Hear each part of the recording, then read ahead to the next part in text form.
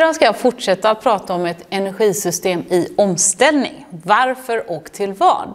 Som är rubriken till professor Per Fahléns kapitel i min bok i del 2. Det här är alltså tredje avsnittet av Per Fahlén. Men först vill jag gärna prata lite om våra klimatmål och EUs Fit for 55. Det här skriver jag också om i boken. Och det kanske mest omdiskuterade klimatmålet handlar för Sveriges del om att våra nettoutsläpp för växthusgaser ska gå ner till 0 innan 2045. Och därefter så ska Sveriges utsläpp vara negativa. Målet innebär också att utsläppen av växthusgaser från svenskt territorium ska vara minst 85% lägre år 2045 än vad de var 1990. Väldigt synd att det inte var från år 1980 istället som jag pratat om tidigare. Och till de här klimatmålen så har nu fogats ytterligare restriktioner på EU-nivå. Något som heter Fit for 55 som innebär en minskning av EUs nettoutsläpp med hela 55% till 2030 jämfört med 1990 års nivå. Och med det här så skärper alltså EU sina kortsiktiga klimatmål från 40 till 55% minskning av växthusgaser. Sveriges regering vill gå ännu längre och via EU-parlamentarikern Jytte Guteland driva målet till 60%. Jytte hon sitter i samma miljö- och jordbruksutskott som jag gör.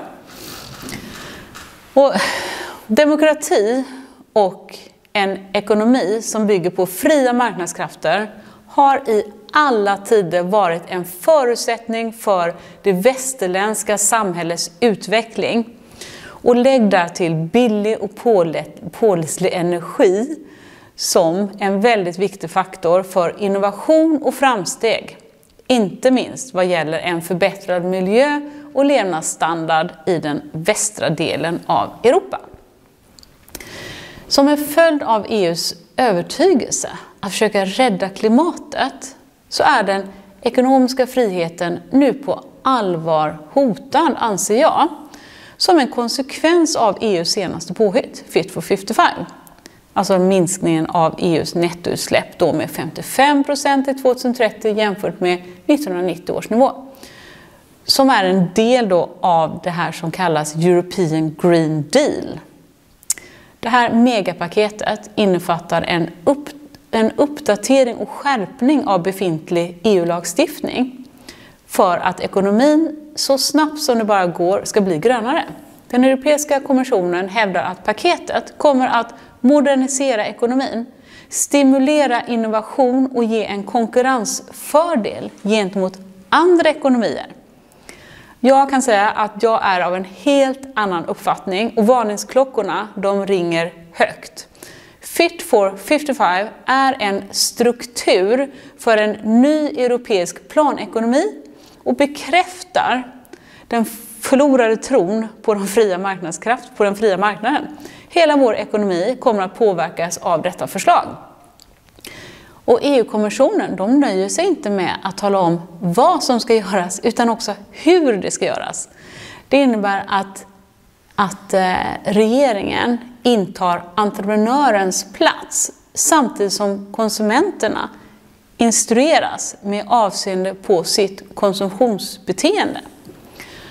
Och som bortblåst är den sanning som säger att framsteg bara sker när kreativa entreprenörer har utrymme att omsätta idéer till verklighet. Reglering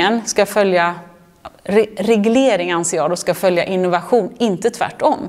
Europeiska kommissionen hävdar att den ökade ambitionen från 40% till 55% reduktion av växthusgaser jämfört med 1990 års nivå förväntas kosta 1300 miljarder euro.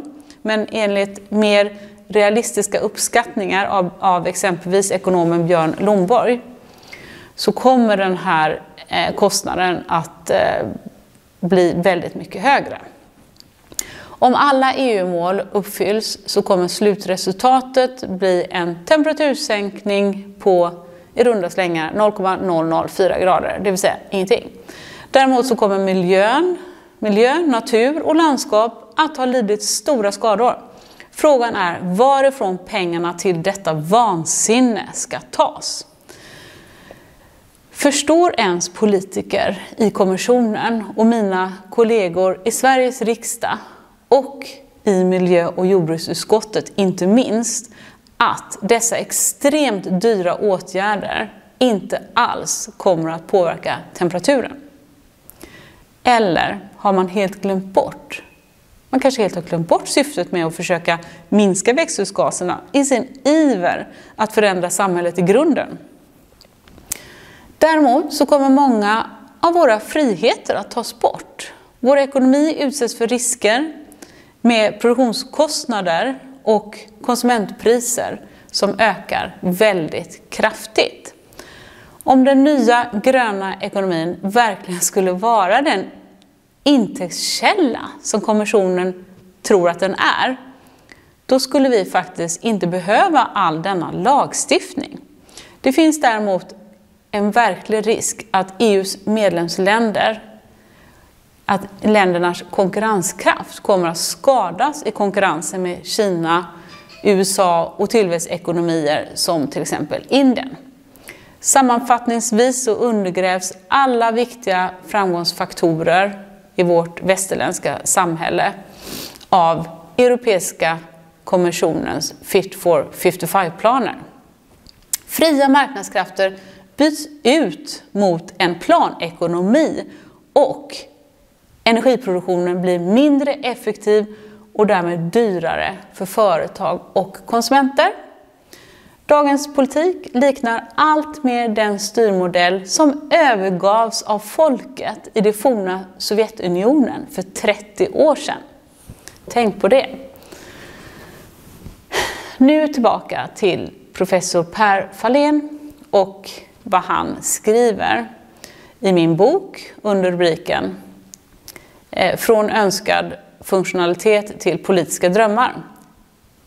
I efterdyningarna av kärnkraftskatastroferna i Harrisburg 1979 och Tjernobyl 1986 så fanns en växande oro för säkerhet och miljöpåverkan från kärnkraft. Det känner alla igen, som är lite äldre vill säga. Utfasning av reaktorerna och introduktion av gröna alternativ blev en växande rörelse och därför politiskt väldigt intressant. I Sverige så hölls en folkomröstning 1980 vars utfall innebar att alla reaktorer successivt skulle avvecklas. Politikerna bestämde i princip resultatet i förväg eftersom väljarna bara hade 3 nej-alternativ och inget ja-alternativ. Den förordade ersättningen var grön energi. I huvudsak sol och vind, men även biobränsle. Och vad benämningen grön innebar, det definierades eller förklarades inte för väljarna den gången. Och flera årtionden senare så tillkom en plötsligt påkommen oro för effekterna av en förväntad global uppvärmning. Vilket ändrade fokus till utsläpp av koldioxid och klimatsmarta lösningar. Fortfarande så är kärnkraftsmotståndet en väldigt viktig drivkraft. Alltså en viktigare drivkraft än vare sig klimat eller miljö i omställningen av det svenska energisystemet. På 1970-talet så hade vi faktiskt en annan energiomställning. För att säkra landets energiförsörjning efter oljekrisen 1973 så satsade Sverige stort på kärnkraft för att avveckla all fossilbaserad elproduktion och även konvertera oljebaserad uppvärmning till el. Och det ledde också till en drastisk reducering av koldioxidutsläppen som jag har pratat om tidigare. Här är bilden igen. Det är ganska ironiskt att dessa reaktorer nu avvecklas och koldioxidutsläppen från elproduktionen därmed ökar istället för att minska i enlighet med den politiska målsättningen.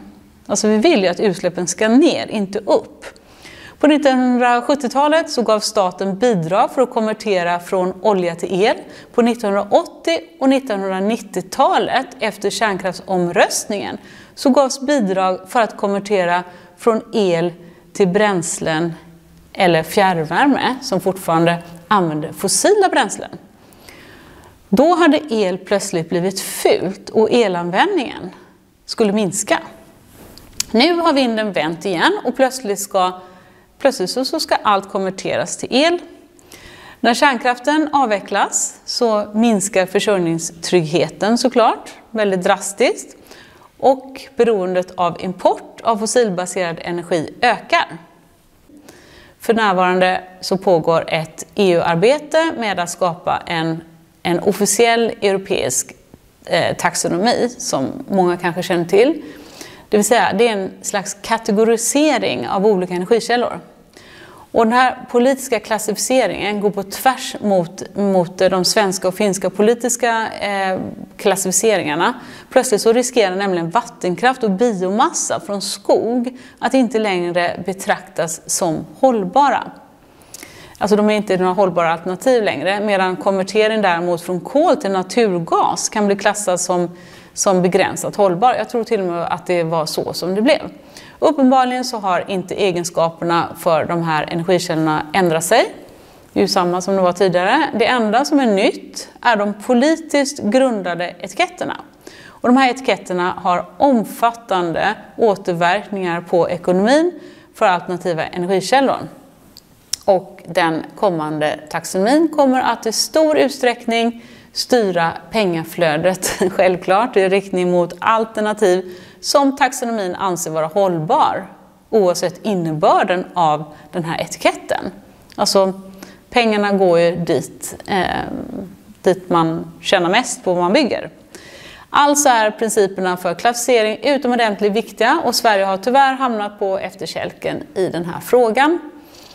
Istället för politiskt styrda formuleringar så borde grunden för satsningar vara livscykelanalyser, självklart, beträffande specificerade miljökonsekvenser och kostnader baserat på verifierade prestanda, inte marknadsföringsunderlag från exploatörer och säljare av utrustning eller politiskt önsketänkande. Tack till alla som har lyssnat och tack till er som stöttar min kanal. Boken där det går att läsa mer om Per Fahléns kapitel, där man kan läsa hans kapitel i sin helhet, går att köpa på klimatkarusellen.se för 200 kronor eller hos andra näthandlare. Tack!